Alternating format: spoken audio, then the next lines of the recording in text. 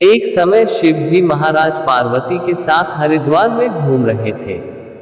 पार्वती जी ने देखा कि सहस्त्रों मनुष्य गंगा में नहा नहाकर हर हर कहते चले जा रहे हैं, परंतु प्राय सभी दुखी और पापपरायण हैं। पार्वती जी ने बड़े आश्चर्य से शिव जी से पूछा कि हे देव, गंगा में इतनी बार स्नान करने पर भी इनके पाप और दुखों का नाश क्यों नहीं हुआ? क्या गंगा में सामर्थ्य नहीं रही? शिव जी ने कहा, प्रिय, गंगा में तो वही सामर्थ्य है, परंतु इन लोगों ने पापनाशिनी गंगा में स्नान ही नहीं किया है, तब इन्हें लाभ कैसे हो? पार्वती जी ने आश्चर्य से कहा कि स्नान कैसे नहीं किया? सभी तो नहा नहा कर आ रहे हैं, अभी तक इनके शरीर भी नहीं सूखे हैं। शिव जी ने कहा, ये केवल जल में डुबकी लगाकर आ रहे हैं, तुम्हें कल इसका रहस्य समझाऊंगा।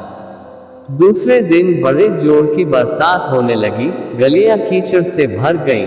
एक चौड़े रास्ते में एक गहरा गड्ढा था, चारों ओर लपटीला कीचड़ भर रहा था।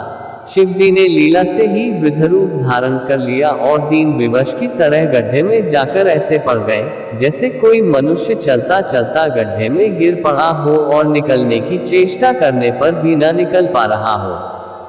पार्वती जी को उन्होंने ये समझाकर गड्ढे के पास बैठा दिया कि देखो, तुम लोगों को सुना सुनाकर यूं पुकारती रहो कि मेरे वृद्ध पति अकस्मात गड्ढे में गिर पड़े हैं, कोई पुण्यात्मा इन्हें निकालकर इनके प्राण बचाए और मुझ असहाय की सहायता करे। शिव जी ने यह और समझा दिया कि जब कोई गड्ढे में से मुझे निकालने को तैयार हो तब इतना और कह देना कि भाई, मेरे पति सर्वथा निष्पाप है, इन्हें वही छुए जो स्वयं निष्पाप हो। यदि आप निष्पाप हैं तो इनके हाथ लगाए, नहीं तो हाथ लगाते ही आप भस्म हो जाएंगे। पार्वती जी तथास्तु कहकर गड्ढे के किनारे बैठ गई और आने जाने वालों को सुना सुनाकर शिव जी की सिखाई हुई बात कहने लगी। गंगा में नहाकर लोगों के दल आ रहे हैं। सुंदर युवती को यूं बैठी देखकर कईयों के मन में पाप आया। कई लोग लज्जा से डरे तो कईयों को कुछ धर्म का भय हुआ। कई कानून से डरे। कुछ लोगों ने तो पार्वती जी को ये भी सुना दिया कि मरने दे बुढ़े को, क्यों उसके लिए रोती है।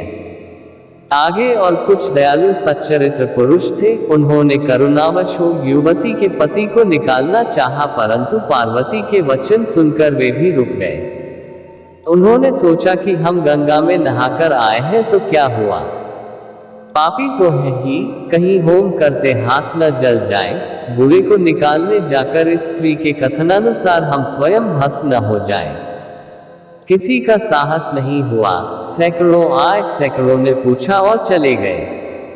संध्या हो चली। शिव जी ने कहा, पार्वती, देखा आया कोई गंगा में नहाने वाला। थोड़ी देर बाद एक जवान हाथ में लोटा लिए हर हर करता हुआ निकला। पार्वती ने उसे भी वही बात कही। युवक का हृदय करुणा से भर आया। उसने शिव जी को निकालने की तैयारी की। पार्वती ने रोक कर कहा कि भाई, यदि तुम सर्वथा निष्पाप नहीं होगे तो मेरे पति को छूते ही जल जाओगे।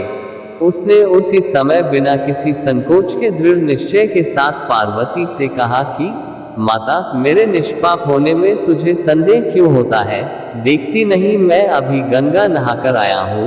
भला गंगा में गोता लगाने के बाद भी कभी पाप रहते हैं। तेरे पति को निकालता हूँ। युवक ने लपक कर बूढ़े को ऊपर उठा लिया। शिव पार्वती ने उसे अधिकारी समझकर अपना असली स्वरूप प्रकट कर उसे दर्शन देकर कृतार्थ किया। शिव जी ने पार्वती से कहा कि इतने लोगों में से इस एक ने ही गंगा स्नान किया है।